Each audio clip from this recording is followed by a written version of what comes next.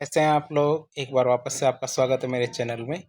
आज हम बात करेंगे इंडियन पॉलिटी का। एक टॉपिक है भारत का उच्चतम न्यायालय, अंग्रेजी में जिसको कहते हैं सुप्रीम कोर्ट ऑफ इंडिया, उसके बारे में पढ़ेंगे। ये जो टॉपिक है भारत के संविधान के भाग 5 में अनुच्छेद 124 से 147 तक इसके बारे में बताया गया है। इसी के अंदर हमारे जो सर्वोच्च न्यायालय, जिसको उच्चतम न्यायालय भी कहते हैं, इस कहें तो हमारे न्यायपालिका का उल्लेख किया गया है।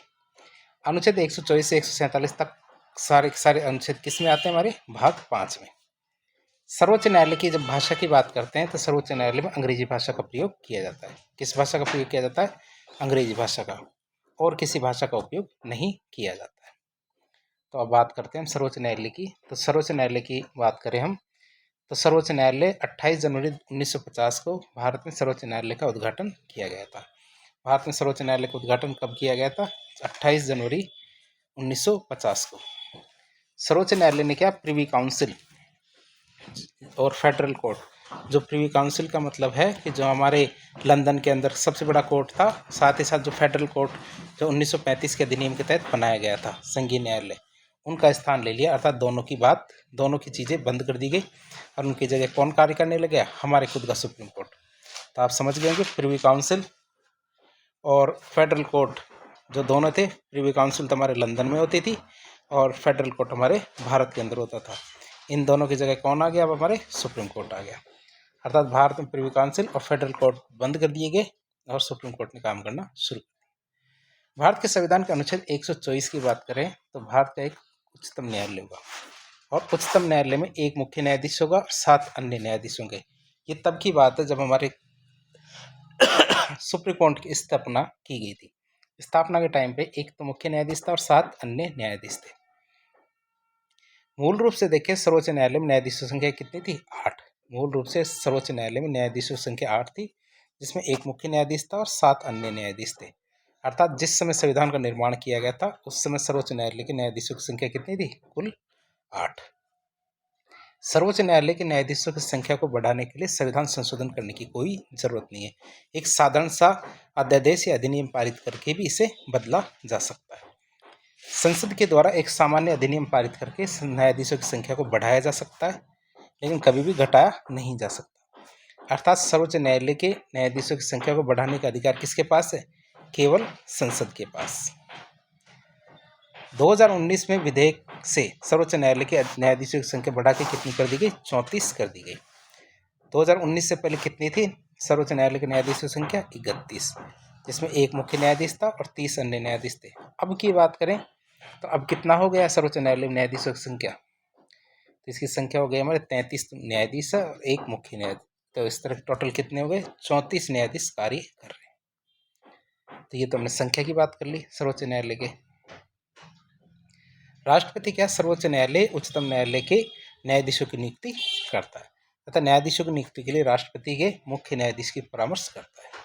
ठीक है, तो न्यायाधीशों की नियुक्ति कौन करता है? राष्ट्रपति करता है। और न्यायाधीशों की नियुक्ति के लिए राष्ट्रपति भारतीय मुख्य न्यायाधीश से परामर्श करता है। अब एक चीज़ आपने बहुत बार सुनी होगी, कॉलेजियम सिस्टम। कॉलेजियम सिस्टम तो ये हमारी न्याय व्यवस्था है, न्यायपालिका से संबंधित एक शब्द है कॉलेजियम। तो पहले एक शब्द आता था कि जब राष्ट्रपति सुप्रीम कोर्ट से सलाह लेता था, तो परामर्श या सलाह और कॉलेजियम सिस्टम ये क्या है? इन पे बहुत सारे विवाद बने हैं, तो इन विवादों से संबंधित बातें करते हैं। सर्वोच्च न्यायालय ने सबसे पहले जो निम्नलिखित प्रावधानों में परामर्श शब्द की अलग अलग व्याख्या की। अर्थात इसके अंदर 3 जज केस आए। पहला जज केस 1982 में, दूसरा जज केस 1993 में और तीसरा जज केस हमारे 1998 में आया था। बात करें तो भारत में अब तक 13 न्यायाधीशों की एक संवैधानिक पीठ का गठन किया गया है, जो कि हमारे केवल केशवानंद भारती वाद था उसके अंदर किया गया था। इससे बड़ी कभी भी पीठ भारत के अंदर नहीं बैठी है। तो हम बात करते हैं तीनों जज केसों के बारे में। तो जज केस बहुत ज़्यादा इंपॉर्टेंट है, आप इनको फोकस कीजिएगा। सबसे पहला आता हमारा प्रथम न्यायाधीशवाद या प्रथम जज केस, जो कब आया था? 1982 में। वास्तव में केस का नाम क्या था? एसपी गुप्ता बनाम भारत संघ। क्या? एसपी गुप्ता बनाम यूनियन ऑफ इंडिया का केस था।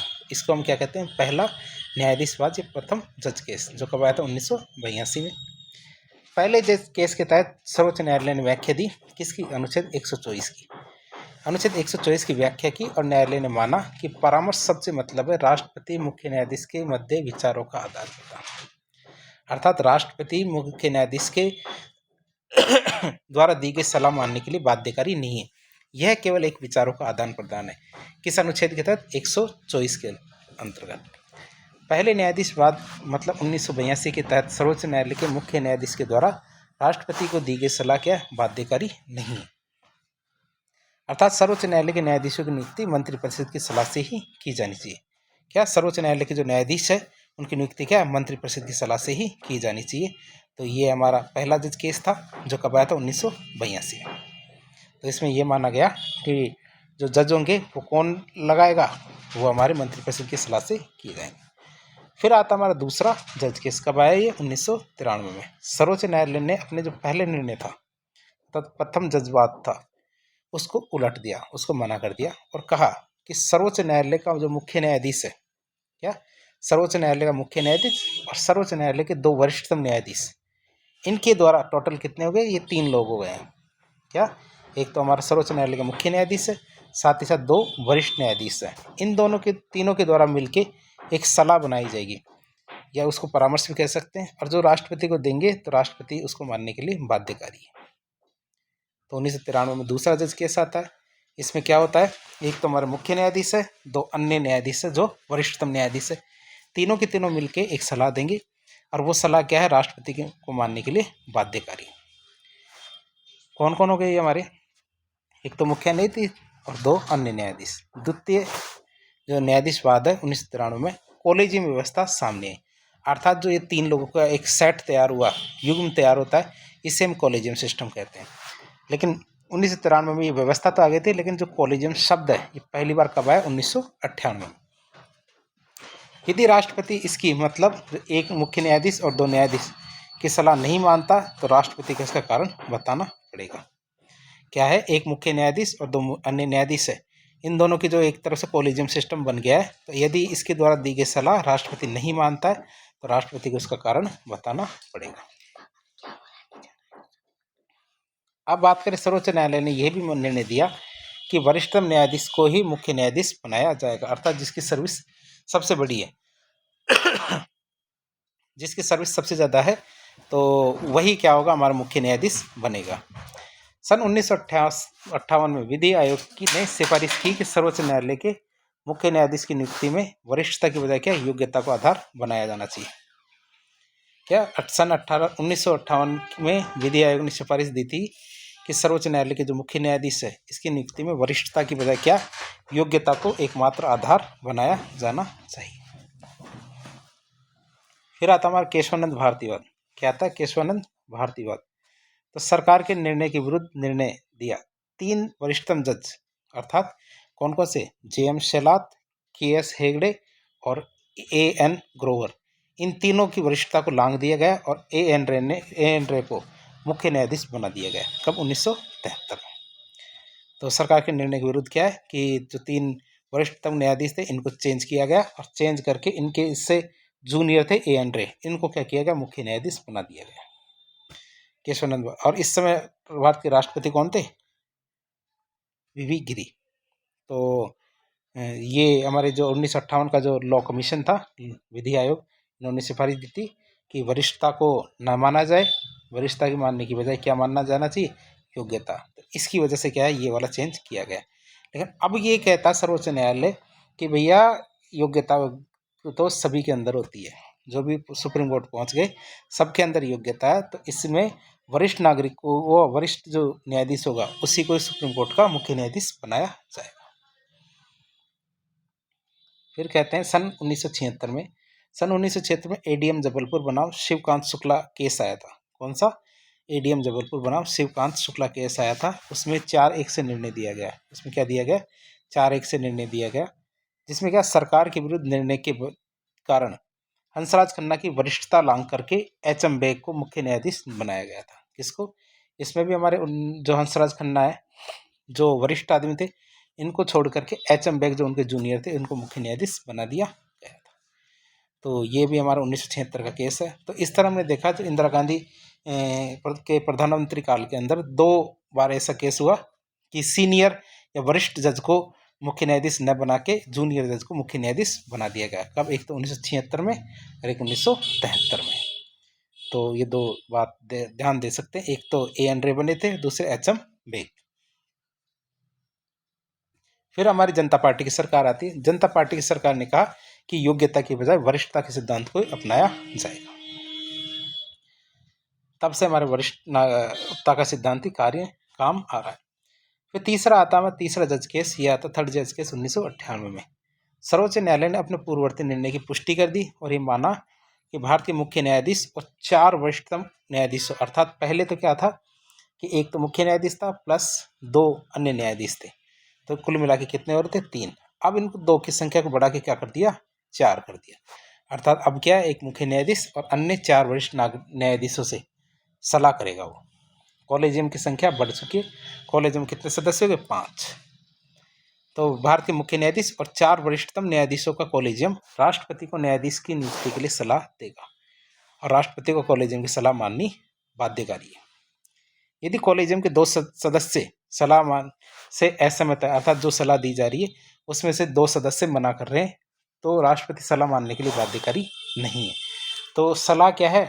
कम से कम 4:1 के अनुपात में दी जानी चाहिए। 4:1 के अनुपात में कम से कम होनी चाहिए कि केवल एक ही हो जो मना कर दे, नहीं तो बाकी 4 तो यस में होना चाहिए, तभी वह सलाह राष्ट्रपति मानने के लिए बाध्यकारी है।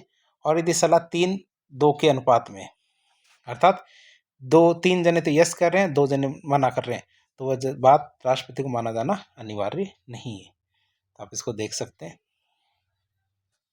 यदि राष्ट्रपति कॉलेजियम की सलाह नहीं मानता तो राष्ट्रपति उसका कारण बना पड़ेगा। मतलब कि यदि राष्ट्रपति कॉलेजियम की सलाह मानने से मना कर देता है तो राष्ट्रपति को इसका कारण बताना पड़ेगा कि ऐसा क्या कारण है कि हम आपकी सलाह नहीं मान रहे। तृतीय जज केस, उसके समय पहली बार कॉलेजियम शब्द का प्रयोग हुआ था। तृतीय जज केस के समय क्या हुआ था? पहली बार कॉलेजियम शब्द का प्रयोग हुआ था, जबकि इसकी व्यवस्था 1993 में ही आ गई थी। फिर बात करें इसके विरोध में 99 संविधान संशोधन 2014 आता है। क्या? 99 संविधान संशोधन 2014 आता है।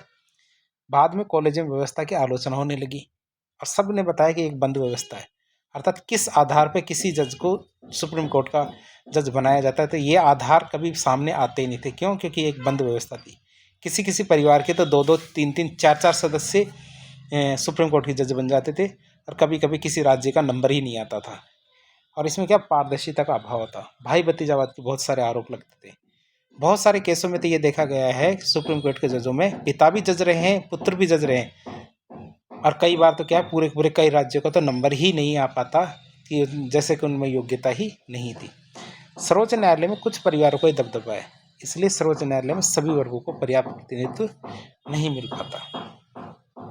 सर्वोच्च न्यायालय में SC, ST और OBC, महिलाएं, अल्पसंख्यक, इनका भी प्रतिनिधित्व क्या है? सही नहीं है। ठीक है, तो SC, ST, OBC, महिलाएं, अल्पसंख्यक वर्गों का पर्याप्त प्रतिनिधित्व नहीं है। किसमें? हमारे सुप्रीम कोर्ट में।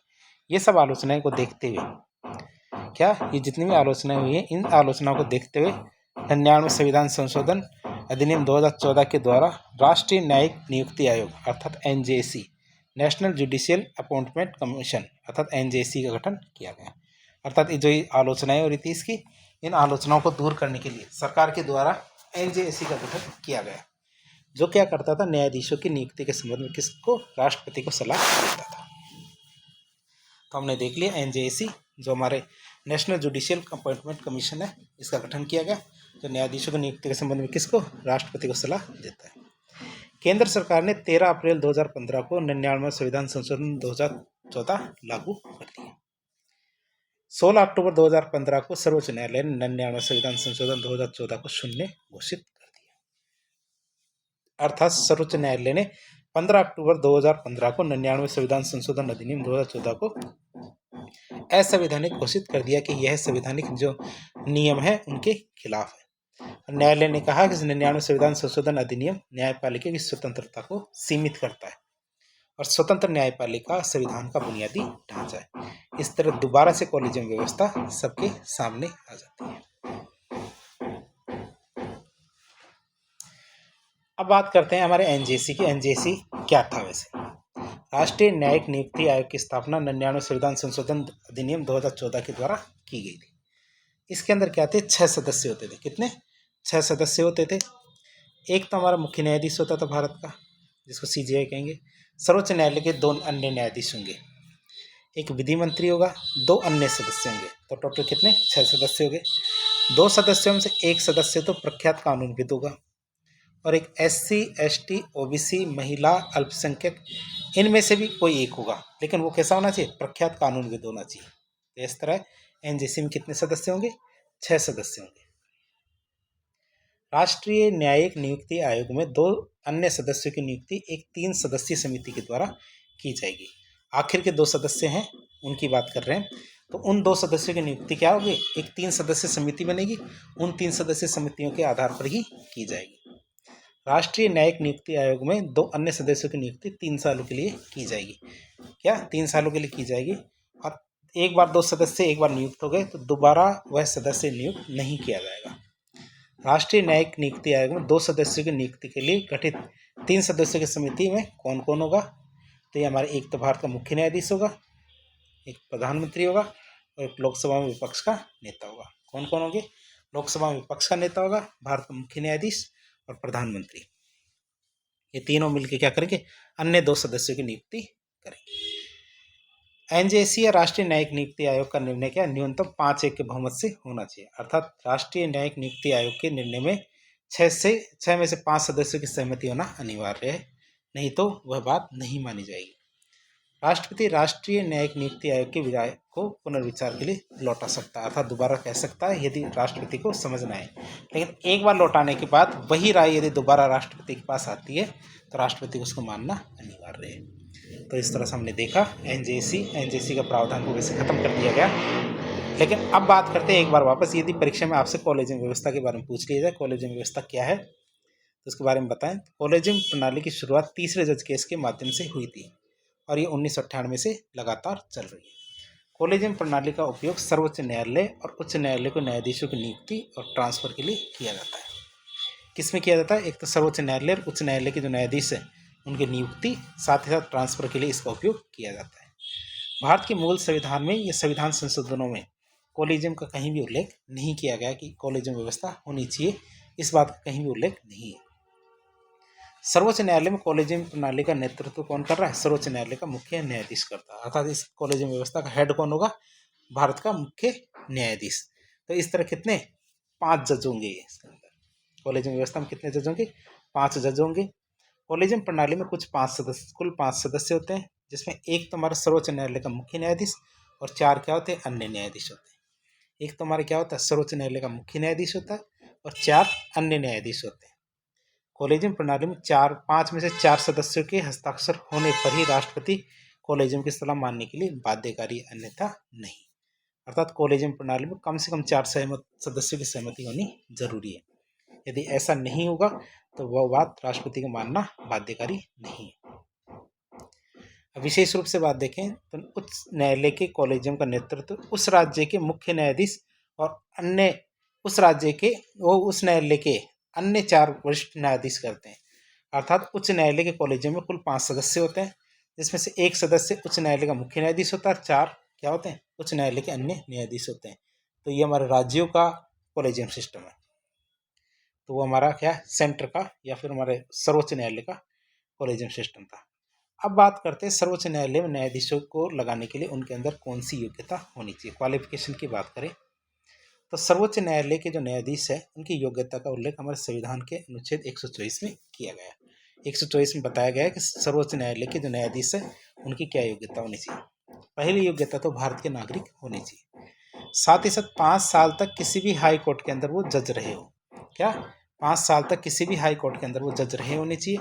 10 साल तक किसी उच्च न्यायालय में वकील रहे हो, या राष्ट्रपति की राय में एक प्रख्यात विधिवेत्ता होने चाहिए, या फिर क्या होने चाहिए, राष्ट्रपति की राय में एक प्रख्यात विधिवेत्ता होने चाहिए। अब बात करते हैं कार्यकाल की।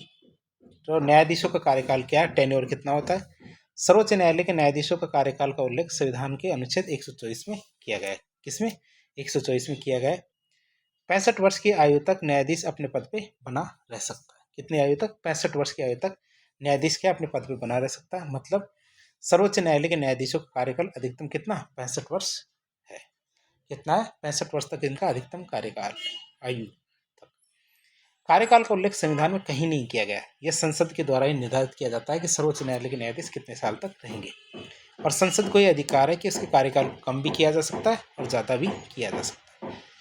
न्यायाधीशों के कार्यकाल में न्यूनतम आयु का कोई उल्लेख नहीं है कि कितने उम्र तक का व्यक्ति क्या है, न्यायाधीश बन सकता है।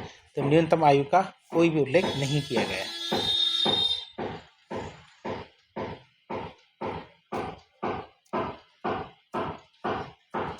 सर्वोच्च न्यायालय के न्यायाधीश को पद से हटाने की क्या प्रक्रिया है? तो प्रोसीजर देखेंगे। रिमूविंग का सुप्रीम कोर्ट के जज है, उनको पोस्ट से हटाने का क्या प्रोसीजर है, तो उसके बारे में बात करें हम। तो सर्वोच्च न्यायालय के न्यायाधीश को पद से हटाने की प्रक्रिया का उल्लेख संविधान के अनुच्छेद 124 में किया गया है। किस में किया गया है? 124 में ये प्रावधान किया गया है कि सुप्रीम कोर्ट के जज को कैसे हटाया जा सकता है। सर्वोच्च न्यायालय के मुख्य न्यायाधीश और अन्य न्यायाधीश को पद से हटाने की प्रक्रिया समान है, अर्थात जैसे जज को हटाया जाएगा वैसे सुप्रीम कोर्ट के मुख्य न्यायाधीश को हटाया जाएगा। केवल दो ही आधार है जिन पे के आधार पर हम सुप्रीम कोर्ट के जजों को पद से हटा सकते हैं, और वो दो कौन कौन से आधार हैं? एक तो अक्षमता अर्थात इनकेपेसिटी, और एक होता हमारा सिद्ध कदाचार। तो दो ही आधार हमारे, इनकेपेसिटी और सिद्ध कदाचार, प्रूव्ड मिसबिहेवियर। न्यायाधीश को पद से हटाने का प्रस्ताव संसद के किसी भी सदन में पेश किया जा सकता है, अर्थात लोकसभा में भी इसको पेश किया जा सकता है और राज्यसभा में भी इसको पेश किया जा सकता है। न्यायाधीश को पद से हटाने के लिए यदि राज्यसभा में आएगा प्रस्ताव तो कम से कम 50 सदस्यों के हस्ताक्षर, और लोकसभा में आएगा तो कम से कम 100 सदस्यों के हस्ताक्षर होने चाहिए। राज्यसभा का सभापति या लोकसभा का अध्यक्ष प्रस्ताव को मान भी सकता और मना भी कर सकता है। साइन होने के बावजूद भी लोकसभा का अध्यक्ष या राज्यसभा का सभापति क्या कर सकता है? इनके प्रस्ताव को मना कर सकता है। फिर बात करें कि यदि प्रस्ताव स्वीकार कर लिया जाता है तो लोकसभा अध्यक्ष और राज्यसभा का सभापति आरोपों की जांच के लिए 3 सदस्यों की एक समिति बनाता है। क्या आरोपों की जांच के लिए क्या करता है? 3 सदस्यों की एक समिति बनाता है, और उस समिति में कौन कौन से 3 सदस्य होंगे? सुप्रीम कोर्ट का मुख्य न्यायाधीश होगा या फिर कोई अन्य न्यायाधीश होगा, किसी भी हाई कोर्ट का एक मुख्य न्यायाधीश होगा, और एक कोई भी एक विधिवेत्ता हो सकता है, विख्यात विधिवेत्ता हो सकता है। तो इसमें 3 सदस्य होंगे। उच्चतम न्यायालय का मुख्य न्यायाधीश होगा या फिर कोई अन्य न्यायाधीश, किसी भी हाई कोर्ट का एक मुख्य न्यायाधीश हो सकता है, और एक विख्यात विधिवेत्ता होगा। यदि किसी समिति, ये जो समिति बनाई गई ये जांच करेगी और इस ये मानती है कि आरोप है जो सही है, तो उसी सदन के अंदर जो प्रस्ताव आगे बढ़ जाएगा। अब यदि कोई भी जज चाहता है कि जो इसके साथ गलत किया गया है तो उसका न्यायिक पुनरावलोकन वो कराना चाहता है, तो यहाँ तक की प्रक्रिया का ही न्यायिक पुनरावलोकन किया जा सकता है, इसके बाद नहीं किया जा सकता। अर्थात जज यदि जिसके खिलाफ आरोप है वो चाहता है कि कुछ चीज़ों को दोबारा से जांच करना, तो यहाँ तक तो हो सकता है, लेकिन इसके आगे नहीं हो पाएगा। इसके बाद की प्रक्रिया का न्यायिक पुनरावलोकन नहीं किया जा सकता। यह प्रस्ताव क्या दोनों सदन के विशेष बहुमत से ही पारित किया जाना चाहिए। तो आप सब याद रखेंगे, विशेष बहुमत से ही पारित होगा ये प्रस्ताव, दोनों ही सदनों के। प्रत्येक सदन के द्वारा प्रस्ताव पारित होने के बाद न्यायाधीश को हटाने की सूचना कौन देता है? राष्ट्रपति को दे दी जाती है। राष्ट्रपति क्या करता है? जैसे ही उस अध्यादेश पर साइन करता है तो वो जो जज है उसको हटाने की प्रक्रिया पूरी हो जाती है और जज वहाँ से हट जाता है। तो आप ये याद रखेंगे, जो हमारे हाई कोर्ट के जज होते हैं उनको हटाने की भी यही प्रक्रिया है, साथ ही साथ सुप्रीम कोर्ट के जजों को हटाने की भी यही प्रक्रिया है, दोनों के लिए अलग अलग नहीं है। फिर बात करें अनुच्छेद 125। अनुच्छेद 125 में सर्वोच्च न्यायालय के न्यायाधीशों को वेतन, भत्ते, पेंशन और सेवा शर्तों का उल्लेख है। किस किस का? हमारे सैलरीज, अलाउंसेज, पेंशन और सर्विस कंडीशन, मतलब वेतन, भत्ते, पेंशन और सेवा शर्तों का उल्लेख किसमें? अनुच्छेद 125 में किया गया है। जिसमें हमारे CGI मतलब मुख्य भारत के मुख्य न्यायाधीश की वेतन है 2,80,000 रुपये, अन्य न्यायाधीशों का 2,50,000 रुपये। सर्वोच्च न्यायालय के न्यायाधीशों के पेंशन की बात करें, जितने वेतन है उसका आधा मिलेगी, मतलब 50% उनको पेंशन मिलेगी। फिर अनुच्छेद 126 की बात करें, अनुच्छेद 126 में क्या है? भारत के संविधान के अनुच्छेद 126 में कार्यकारी मुख्य न्यायाधीश का उल्लेख किया गया है। किसका? कार्यकारी मुख्य न्यायाधीश का उल्लेख किया गया है। यदि सर्वोच्च न्यायालय में मुख्य न्यायाधीश का पद रिक्त है या अस्थायी रूप से अनुपस्थित है तो वह अपने दायित्व के निर्वहन में असमर्थ होता है, तब राष्ट्रपति सर्वोच्च न्यायालय में कार्यकारी मुख्य न्यायाधीश की नियुक्ति कर सकता है। तब क्या कार्यकारी मुख्य न्यायाधीश की नियुक्ति कर सकता है। तो आप ये तो समझ गए होंगे। कि जब मुख्य न्यायाधीश यदि बीमार है या किसी भी कारण से अपने पद का या अपने कार्यों का निर्वहन नहीं कर पाता है, तो राष्ट्रपति क्या करेगा, सर्वोच्च न्यायालय में से किसी भी जज को, क्या सर्वोच्च न्यायालय में से किसी भी जज को क्या भारत का मुख्य न्यायाधीश अर्थात कार्यकारी मुख्य न्यायाधीश बना सकता है। और वो तब तक ही कार्य करेगा जब तक वह जो असली वाला मुख्य न्यायाधीश है अपने पद पे नहीं आ जाता कार्य करने के लिए। तो हम देख सकते हैं अनुच्छेद 126 में क्या दिया गया है, कार्यकारी मुख्य न्यायाधीश के बारे में बताया गया है। और लेकिन इसकी जो इसको लगाया जाएगा वो अस्थायी रूप से लगाया जाएगा, अर्थात थोड़े समय के लिए ही लगाया जाएगा। अब आता है हमारा अनुच्छेद 127। 127 क्या कहता है, भारत के संविधान के अनुच्छेद 127 में तदर्थ मतलब अस्थायी न्यायाधीशों की नियुक्ति के उल्लेख किया गया है, अर्थात एडहॉक जजों की बात की गई है। सर्वोच्च न्यायालय में गणपूर्ति को पूरा करने के लिए राष्ट्रपति की पूर्व अनुमति से भारत का मुख्य न्यायाधीश उच्च न्यायालय मतलब हाई कोर्ट के किसी न्यायाधीश को सर्वोच्च न्यायालय में तदर्थ न्यायाधीश नियुक्त कर सकते हैं। सर्वोच्च न्यायालय का न्यायाधीश बनने की योग्यता रखने वाले को ही तदर्थ न्यायाधीश बनाया जा सकता है। किसी उच्च न्यायालय के न्यायाधीश को सर्वोच्च न्यायालय में तदर्थ न्यायाधीश नियुक्त करने के लिए संबंधित हाई कोर्ट के मुख्य न्यायाधीश से भी परामर्श लिया जाता है। अब आप सोचेंगे तदर्थ न्यायाधीश बनाने की जरूरत क्या है, क्या तदर्थ न्यायाधीश बनाने की जरूरत क्या है। सबसे पहले आपको पता होना चाहिए कि जैसे एक केस आया, ये वाला केस है, इस केस में क्या 3 जजों ने मिलकर इस केस का निर्णय दिया। अब यह केस क्या दोबारा चेक होने के लिए आता है, तो इस केस पे यदि जब निर्णय दिया जाएगा दोबारा, तो पिछले केस में जितने जज थे उससे ज़्यादा जज लगेंगे, मतलब 4 जज लगेंगे। फिर दोबारा केस आया, यही दोबारा खुलता है तो 4 से 5 लगेंगे, अर्थात पिछली बार जितने भी जज थे उनसे ज़्यादा जज की एक बेंच बैठेगी और वह उस केस का रिव्यू करेगी। तो ऐसे करते करते हमारे जो केशवानंद भारती केस था, तो केशवानंद भारती केस में क्या 13 जजों की एक बेंच तो बैठ चुकी है। कितने? 13 जजों की बेंच बैठ चुकी है। अब क्या है कि जैसे उसी के ऊपर यदि दोबारा से निर्णय लेना हो तो जज कितने चाहिए, हमें 13 से ज़्यादा चाहिए। अब सोचो कि यदि कोई केस आ गया जिसमें बहुत सारे जजों की जरूरत पड़ती है और उस टाइम उतने जजों की संख्या हमारे पास नहीं है, तो क्या करेंगे, राष्ट्रपति क्या करेगा, एडहॉक जजों की नियुक्ति कर देगा, अर्थात अस्थायी जजों की नियुक्ति कर देगा जो केवल उस केस तक रहेंगे, जिस केस के अंदर उनको लगाया जा रहा है उनके इस केस तक रहेंगे। केस का रिजल्ट आया और वापस अपने अपने हाई कोर्ट के अंदर उनको भेज देंगे। फिर बात करेंगे 128 के अनुच्छेद 128 में, संविधान के अनुच्छेद 128 में सेवानिवृत्त न्यायाधीशों की नियुक्ति की बात करते हैं। अब इस सेवानिवृत्त मतलब रिटायर्ड जजों की क्या जरूरत है, यदि कार्यभार ज्यादा हो, क्या सुप्रीम कोर्ट का काम ज्यादा हो, तो भारत का मुख्य न्यायाधीश किसी भी हाई कोर्ट अथवा सर्वोच्च न्यायालय के जो रिटायर्ड जज है उनको सर्वोच्च न्यायालय में नियुक्त कर सकता है। सर्वोच्च न्यायालय में सेवानिवृत्त न्यायाधीश की नियुक्ति के लिए राष्ट्रपति की पूर्व अनुमति लेनी जरूरी है, साथ ही साथ सेवानिवृत्त न्यायाधीश की अनुमति लेनी भी जरूरी है, क्योंकि पता चले कि जिसको लगा दिया उसके लगने की इच्छा ना हो, तो इससे बचने के लिए पहले उसकी सहमति लेनी जरूरी हो जाती है। इससे न्यायाधीशों को वेतन और भत्ते का निर्धारण कौन करता है, राष्ट्रपति के द्वारा किया जाता है। इसमें जो लगाया जाएगा उसको वेतन भत्ते कितने मिलेंगे तो राष्ट्रपति तय करता है, और ज़्यादा ज़्यादा 2 साल तक ही लगाए जा सकते हैं, इससे ज़्यादा नहीं। इन न्यायाधीशों के पास क्या शक्तियाँ सर्वोच्च न्यायालय के न्यायाधीश की तरह ही होती है, 2 साल तक तो वैसी रहेगी। और ये न्यायाधीश सर्वोच्च न्यायालय के न्यायाधीश पद का उपयोग नहीं कर सकता, वो कह नहीं सकता कि मैं न्यायाधीश हूँ सर्वोच्च न्यायालय का, तो ये नहीं कर सकता है।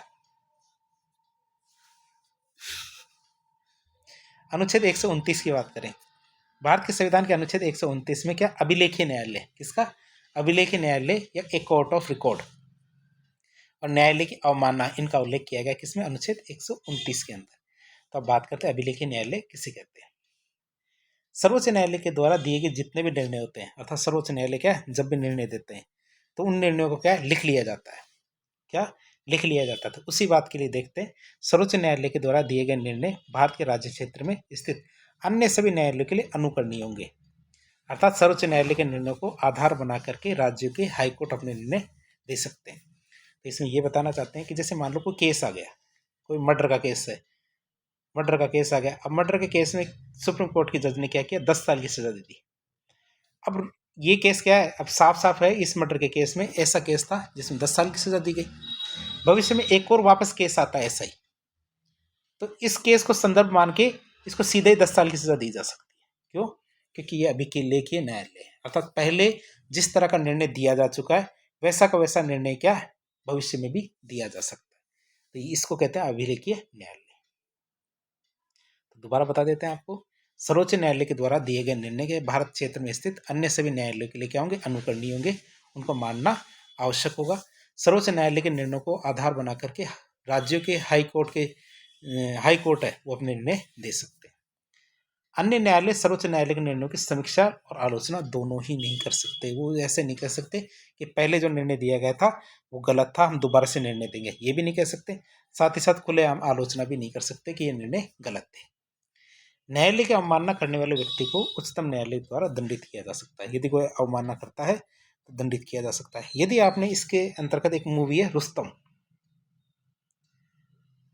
मूवी है अक्षय कुमार की, यदि आपने वो देखी हो तो उसके अंदर एक पत्रकार होता है जो अखबार में ये छाप देता है कि क्या न्यायालय न्याय करेगा,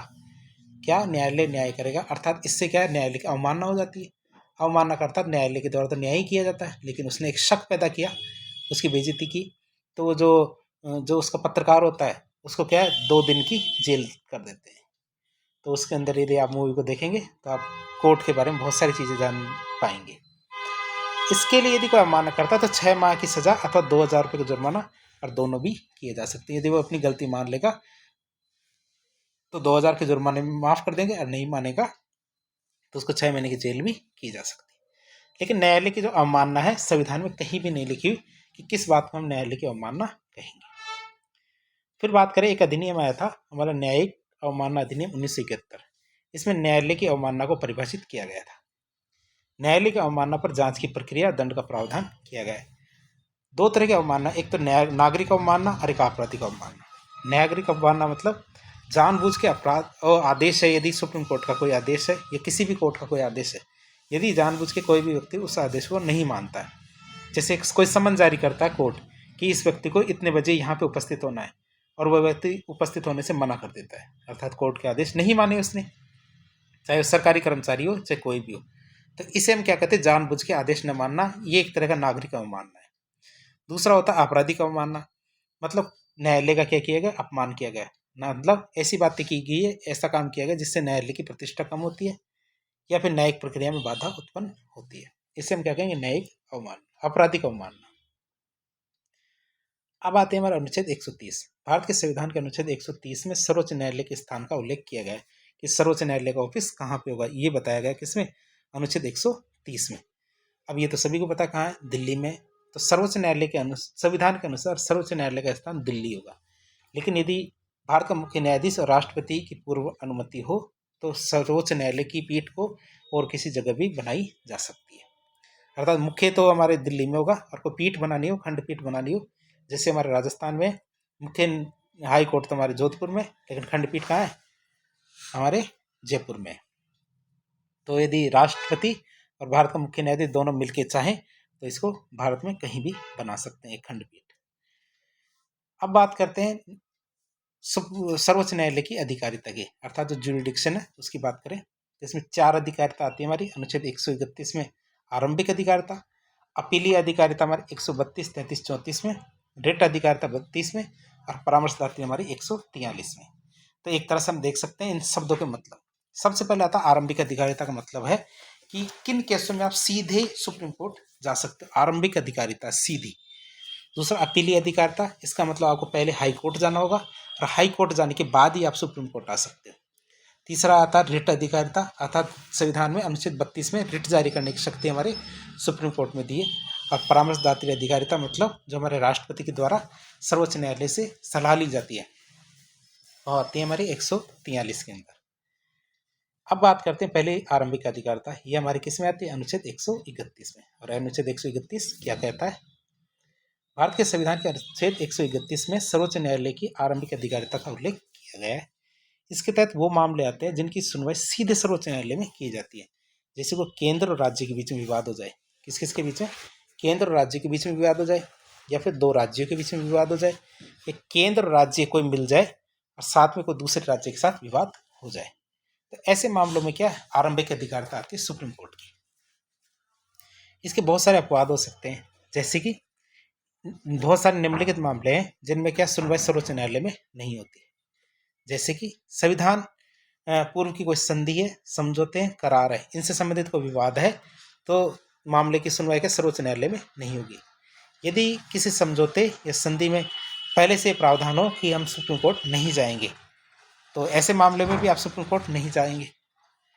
अंतर्राज्यीय नदी जल विवाद है, क्या अंतर्राज्यीय नदी जल विवाद है, तो ऐसे मामले में भी सुप्रीम कोर्ट नहीं जाएंगे।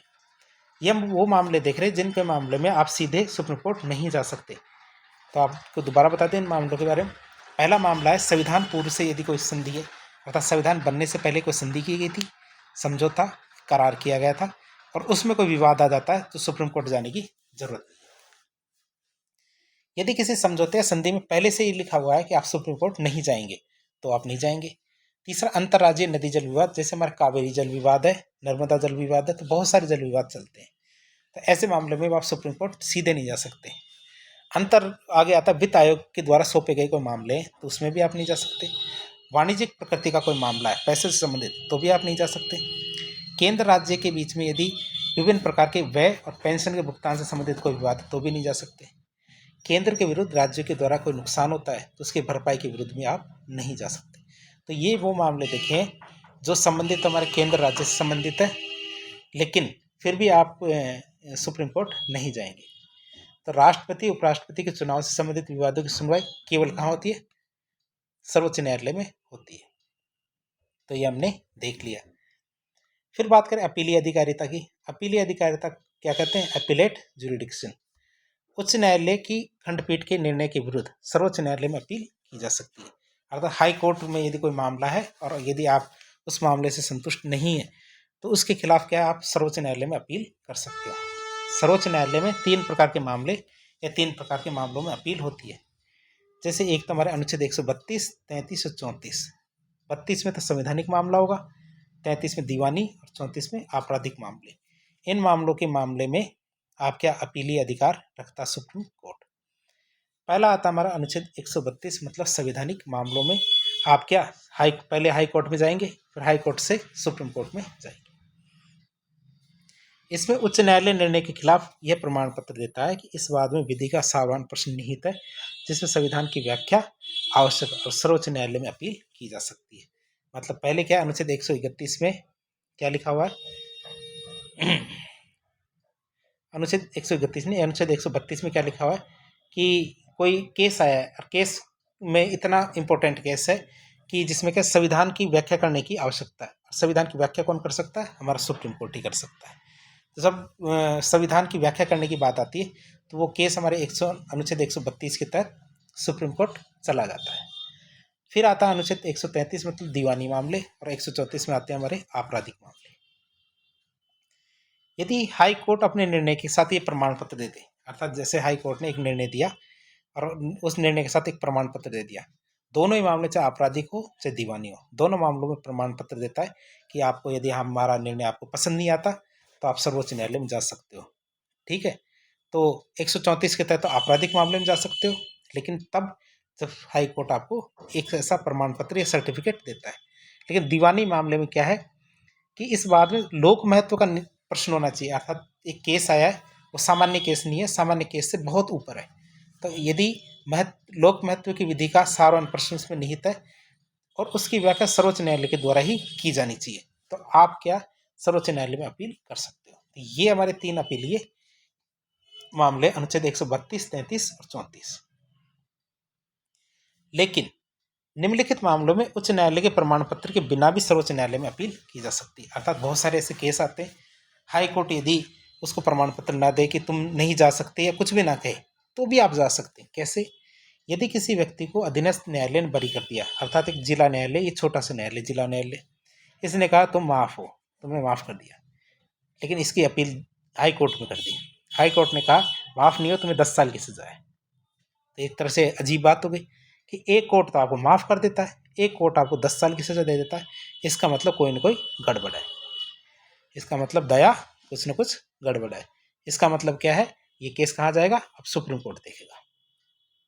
तो वही बात आती है कि ऐसी गड़बड़ों को देखने के लिए एक बार और मौका मिलता है और वो का केस कहाँ? सुप्रीम कोर्ट चला जाएगा। अर्थात अधीनस्थ न्यायालय ने बरी कर दिया था हाई कोर्ट से नीचे वाले ने, और हाई कोर्ट ने उसको 10 साल की सजा या उससे ज़्यादा की सजा दे दी, तो वो केस अपने आप ही कहाँ चला जाएगा? सुप्रीम कोर्ट में। अब उल्टा होता है क्या कि यदि हाई कोर्ट ने अधीनस्थ न्यायालय के किसी वाद या मामले को स्वयं ले लिया और आरोपी को 10 साल की सजा दे दी। अब उल्टा क्या आता है कि एक अधीनस्थ न्यायालय, जिला न्यायालय, उसमें कोई केस चल रहा है और उसने कोई भी, अभी केस चल ही रहा है, उसमें कोई भी परिणाम नहीं है, और अचानक हाई कोर्ट उस केस को अपने पास मंगा लिया और हाई कोर्ट ने क्या किया, 10 साल की सजा दे दी उसको। ये भी वही बात आती है कि नीचे वाले कोर्ट ने तो कुछ सजा दी नहीं, चल ही रहा था, और बीच में उसने अपने पास मंगा लिया और मंगा के उसको 10 साल की या फिर ज़्यादा की सजा दे दी। तो इसका मतलब इस मामले में दया गड़बड़ है। तो ए दोनों स्थिति में क्या है, केस कहाँ चला जाएगा, हमारे सुप्रीम कोर्ट चला जाएगा, अर्थात अब प्रद्युम्न सिंह इस केस को देखेंगे तो सुप्रीम कोर्ट चला जाएगा। तो इन मामलों की बात करें, अनुच्छेद 135 की बात करें तो भारत के संविधान के अनुच्छेद 135 के अनुसार संघीय न्यायालय की सारी शक्तियां किसके पास होगी, सर्वोच्च न्यायालय के पास। अर्थात संघीय न्यायालय मतलब फेडरल कोर्ट है। अर्थात फेडरल कोर्ट आप सोचते हैं कहाँ है ये फेडरल कोर्ट देश के अंदर, लेकिन आपको पता होना चाहिए ये भारत शासन अधिनियम 1935 था। 1935 के तहत ये तय किया गया था भारत के अंदर फेडरल कोर्ट होगा। क्या होगा, फेडरल कोर्ट होगा। और वो हमारे 1950 तक तो फेडरल कोर्ट ही चलता था देश के अंदर। अब 1950 में फेडरल कोर्ट था, उसको चेंज करके क्या कर दिया, सुप्रीम कोर्ट बना दिया। तो फेडरल कोर्ट के पास जितनी शक्तियां थी वो सारी अपने आप ही सुप्रीम कोर्ट के पास आ जाएगी। तो ये हमारे अनुच्छेद 135 में लिखा गया। फिर अनुच्छेद 136 में क्या लिखा गया, भारत के संविधान के अनुच्छेद 136 में विशेष अनुमति याचिका या फिर स्पेशल लिविंग पिटीशन, इसका उल्लेख किया गया है। सर्वोच्च न्यायालय अपने विवेकानुसार भारत के राज्य क्षेत्र में स्थित किसी न्यायालय अथवा अधिकरण के द्वारा दिए गए किसी निर्णय या आदेश के विरुद्ध अपील करने की अनुमति दे सकता है।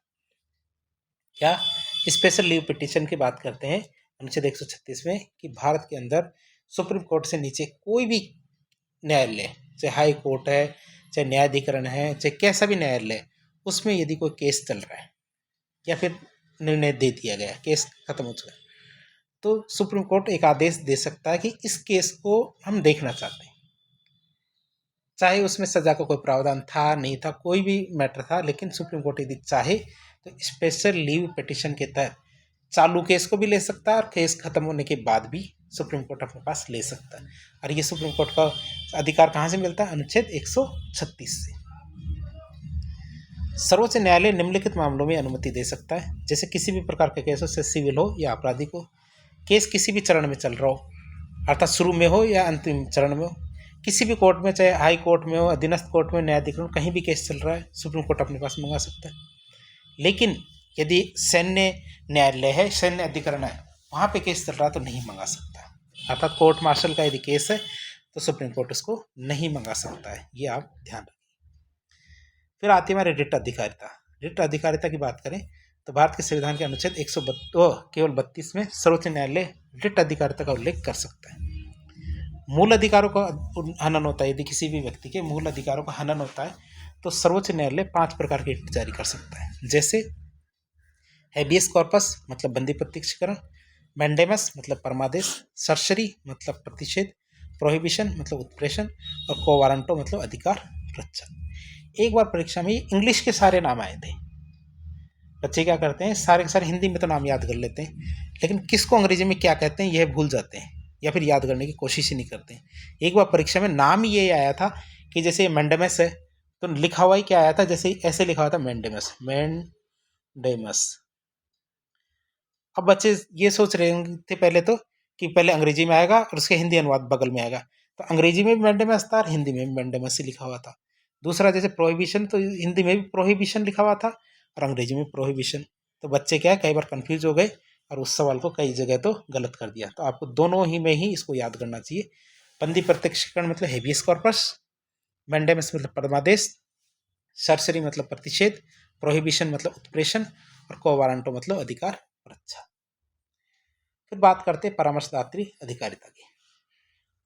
मतलब भारत के संविधान के अनुच्छेद 143 में सर्वोच्च न्यायालय की परामर्शदात्री अधिकारिता का उल्लेख किया गया है।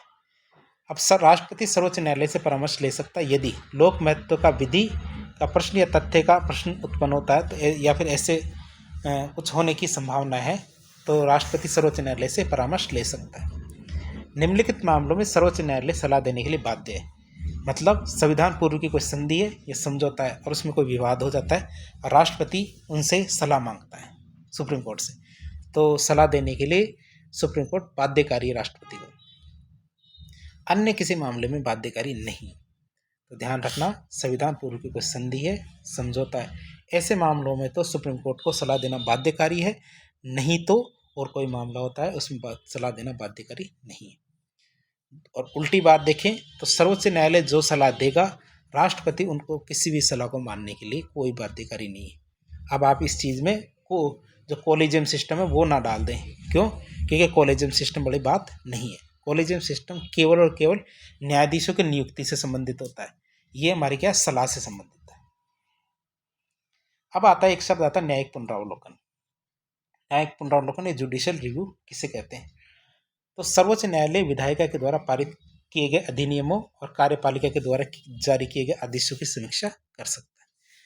कि सर्वोच्च न्यायालय क्या करता है, विधायिका के द्वारा पारित किए गए जितने भी अधिनियम है और कार्यपालिका के द्वारा दिए गए जितने भी आदेश हैं, इन सब की क्या समीक्षा कर सकता है। देख सकता है कि यदि ये संविधान के प्रावधानों के अनुरूप नहीं है तो उनको क्या करेगा, शून्य घोषित कर देगा। यद्यपि संविधान में स्पष्ट न्यायिक पुनरावलोकन शब्द का कहीं उल्लेख नहीं है, फिर भी अप्रत्यक्ष रूप से अनेक अनुच्छेद ये चीजें बताते हैं कि न्यायिक पुनरावलोकन की शक्ति सुप्रीम कोर्ट के पास है। जैसे हमारे अनुच्छेद 13(2), अनुच्छेद 32, अनुच्छेद 131, 32, 33, 34, 35 और 36, अनुच्छेद 143, 145, अनुच्छेद 226, 246 और 256। तो ये सारे अनुच्छेद हमें क्या करते हैं, न्यायिक पुनरावलोकन की शक्ति देते हैं सुप्रीम कोर्ट को। तो एक बार वापस देख लेते हैं इन अनुच्छेदों को। अनुच्छेद 13(2), अनुच्छेद 32, अनुच्छेद 131, 32, 33, 34, 35, 36, अनुच्छेद 143, 145, 126 और 246, 256, ये सारे अनुच्छेद क्या करते हैं, सुप्रीम कोर्ट को न्यायिक पुनरावलोकन की शक्ति देते हैं। आप इन अनुच्छेदों के नंबर याद रखें। वैसे आपको डिटेल भी याद होनी चाहिए इन अनुच्छेदों में क्या लिखा हुआ है। फिर आता है हमारा अनुच्छेद 137। भारत के संविधान के अनुच्छेद 137 के अनुसार सर्वोच्च न्यायालय अपने निर्णयों की खुद समीक्षा कर सकता है। अर्थात यदि किसी सुप्रीम कोर्ट के जज ने पहले को निर्णय दिया है तो बाद आने वाले जज उन निर्णयों की समीक्षा कर सकते हैं, लेकिन उनके नीचे वाले जज नहीं कर सकते। अर्थात सुप्रीम कोर्ट ने कोई निर्णय दिया है तो हाई कोर्ट के जज कभी भी उनके निर्णयों की समीक्षा नहीं कर सकते, लेकिन सुप्रीम कोर्ट ने निर्णय दिया है तो सुप्रीम कोर्ट के ही जज के द्वारा उसकी समीक्षा की जा सकती है और किसी के द्वारा नहीं। अनुच्छेद 138 की बात करें तो भारत के संविधान के अनुच्छेद 138 के अनुसार संसद सर्वोच्च न्यायालय की अधिकारिता में वृद्धि कर सकती है। अर्थात किन मामलों में सर्वोच्च न्यायालय देखेगा और किसको नहीं, इसकी अधिकारिता में वृद्धि कर सकती है। जैसे कोई संघ सूची का विषय, उसके मामले में संघ या राज्य के मध्य को समझौता है, उसके मामले में उसकी अधिकारिता में वृद्धि की जा सकती है। अनुच्छेद 139 की बात करें तो भारत के संविधान के अनुच्छेद 139 के अनुसार संसद सर्वोच्च न्यायालय की रिट अधिकारिता में वृद्धि कर सकती है। अर्थात अनुच्छेद 32 के तहत रिट जारी करने का जो अधिकार है उसमें वृद्धि की जा सकती है। अर्थात हम देख सकते हैं जो हाई कोर्ट है उनकी रिट अधिकारिता में तो ज़्यादा पावर है, लेकिन जो सुप्रीम कोर्ट है उसकी रिट अधिकारिता में पावर कम है। फिर आता है अनुच्छेद 139A। 139A की बात करें तो भारत के संविधान के अनुच्छेद 139A में कुछ मामलों का ट्रांसफर की बात करते हैं, ट्रांसफर ऑफ सर्टेन केसेस की बात करते हैं।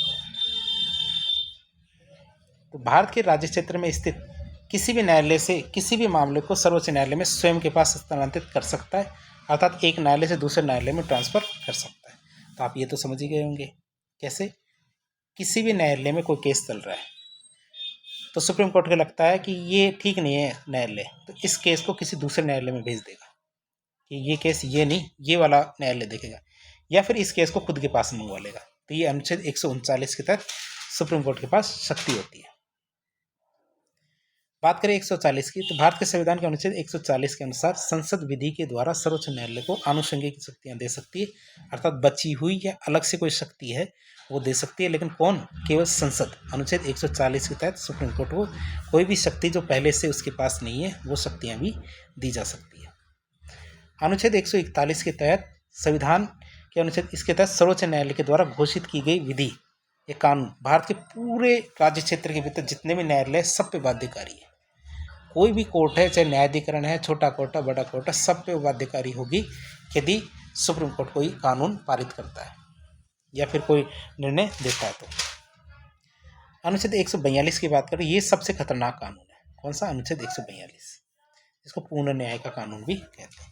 सर्वोच्च न्यायालय के आदेशों का प्रवर्तन।